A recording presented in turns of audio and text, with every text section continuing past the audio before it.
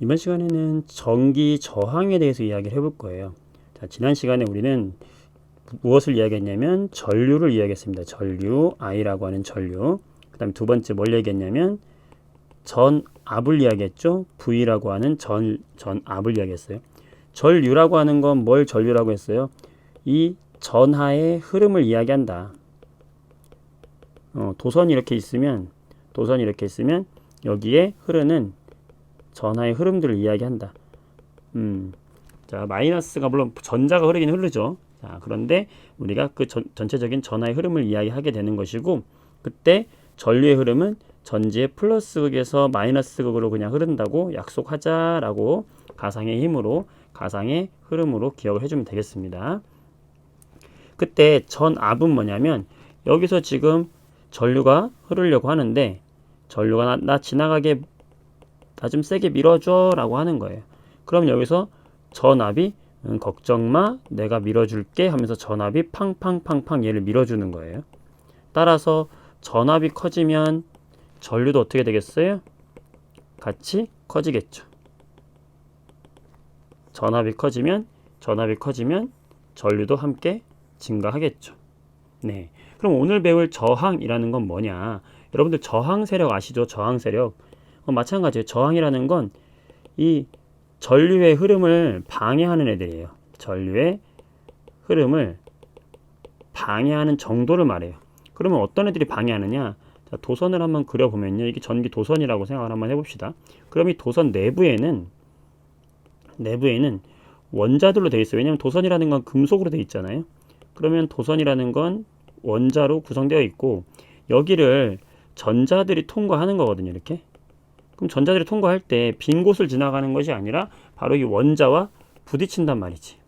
그래서 이 전자가 지나가는 이 전자가 누구와 중간을 이루고 있는 원자와 뭐 하기 때문에 충돌하기 때문에 잘 지나가지 못하겠는 거죠. 그래서 충돌을 많이 해서 못 지나가게 하면은 저항은 어떻게 된다? 커진다라고 하는 거예요. 자, 그렇다면 여러분들 첫 번째 생각해 볼까요? 저항이 커지면, 저항이라는 것이 커지면 전류는 잘 흐를까요? 못 흐를까요? 전류는 잘 흐르지 못하겠죠. 물론 똑같은 힘으로, 똑같은 전압으로 밀어졌을 때 얘기해요. 같은 전압으로 밀어졌을 때 방해하는 저항이 커지면 전류는 흐르지 않겠죠. 잘 못 흐르겠죠. 그러니까 서로 무슨 관계에 있다? 반비례 관계에 있겠다라는 사실을 우리가 알 수 있어요. 자, 그렇다면 이 저항을 나타내는 기호는 뭐냐? R이다 라고 이야기할 수 있고요. 전류는 I, 전압은 V, 저항은 R 이렇게 우리가 기호를 단단하게 표현하는데 그러면 이 저항에 영향을 주는 요인을 생각해 볼게요. 두 번째로 자, 그러면 저항의 크기에 영향을 주는 요인 세 가지가 있는데 첫 번째 뭐가 있냐면 첫 번째로 그 도선을 구성하고 있는 금속 물질이 뭐냐에 따라서 종류에 따라서 저항이 달라지게 되겠죠. 그렇죠? 왜냐하면 그 도선을 구성하고 있는 똑같은 도선의 굵기와 길이를 갖고 있다 하더라도 얘를 구성하고 있는 원자가 이런 애들이냐 이런 애들이냐에 따라서 통과시키는 전자의 양이 달라질 테니까 저항도 달라지게 되겠죠. 자, 이해되시죠? 자, 두 번째는 만약에 같은 도선이라면 즉 같은 종류의 금속의 도선이라면 이 저항은 두 가지 영향을 받아요. 굉장히 중요한 건데 첫 번째 길이의 영향을 받아요. 도선의 길이. 네, 길이가 길어지면요. 도선의 길이가 짧은 것보다 길이가 길어지면 저항이 어떨까요? 자, 지금 전자가 여기를 통과해야 되는데 방해하는 애가 굉장히 많이 기다리고 있는 거잖아. 그럼 저항이 커지겠지. 즉 길이가 길어지면 전기 저항도 함께 커진다. 즉 길이에는 비례한다. 즉 저항은 길이에는 비례한다. 두 번째 단면적 두께를 말하는데요. 도선의 두께가 길이는 똑같아. 근데 두께가 2배야. 그러면 이거는 단면적에는 반비례해요. 단면적이 클수록 오히려 저항은 작아집니다. 왜 그러냐면 단면적이 커지면요, 여기는 전자가 동시에 하나밖에 못 지나가는데 단면적이 커버리면 두 개가 지나가니까 전류가 더 잘 흐르게 되잖아. 그렇죠? 전류가 잘 흐르게 되죠. 전류가 잘 흐른다는 것은 저항이 작아진 거와 같은 효과가 있는 거기 때문에 단면적과 저항은 반비례합니다. 그래서 이 두 가지를 저항과 함께 어떻게 비례식을 쓸 수 있냐면 바로 이 저항 R이라고 하는 것은 뭐에 비례한다? 길이에는 비례하고 그 다음에 단면적에는 반비례한다 라는 사실을 우리는 생각해낼 수 있겠죠. 네, 그래서 선생님 교재를 보시면은 자, 저항이라는 것은 전류가 흐르는 것을 방해하는 정도를 말하는데 단위는 ohm을 쓴다. 그러면 저항과 전류는 비례 반비례? 저항이 커지면 전류는 잘 흐르지 못하니까 뭐 관계에 있다? 반비례 관계구나 라고 할 수 있는 것이고, 자, 저항이 왜 생겨요? 전자들이 지나가면서 누구와 그 도선을 구성하고 있는 원자와 충돌하기 때문에 생기는 것이다. 자, 그 다음 저항의 같은 종류의 저항이라면 길이에는 뭐하고 비례한다. 자, 이게 무슨 말이냐면 길이가 길어지면 저항은 커진다는 거죠.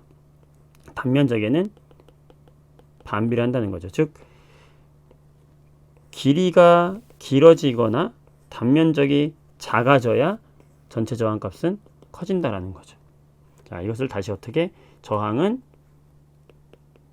길이에는 비례하고 단면적에는 반비례한다라고 할 수 있는 거예요. 예를 들어서 A하고 B의 같은 물질이라면 이 둘의 저항을 비교해라 라고 한번 해볼게요.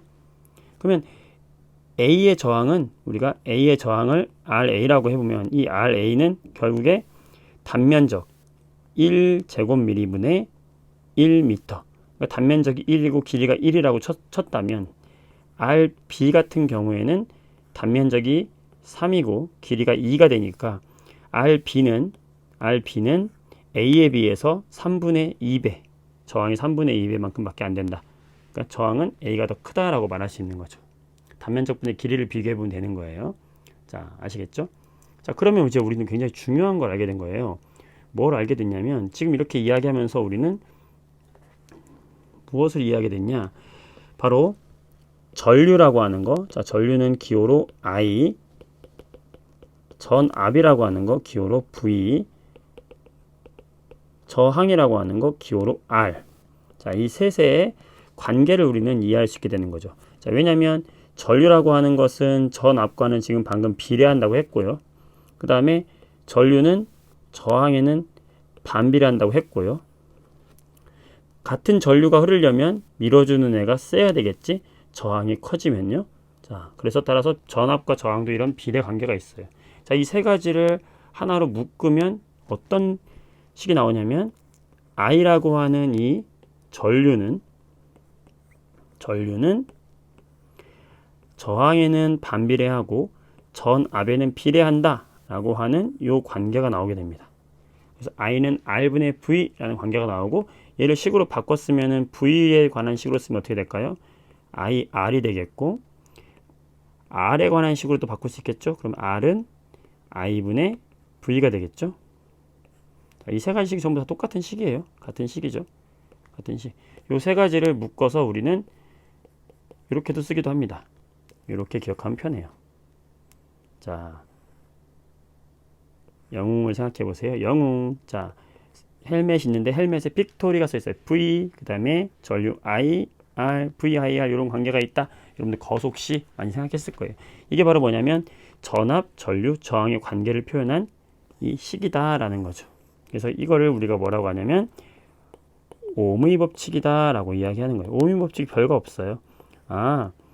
전류와 저항과 전압의 관계를 알려준 식이구나. 자, 이 식 첫 번째 식 하나만 알고 있으면 돼요.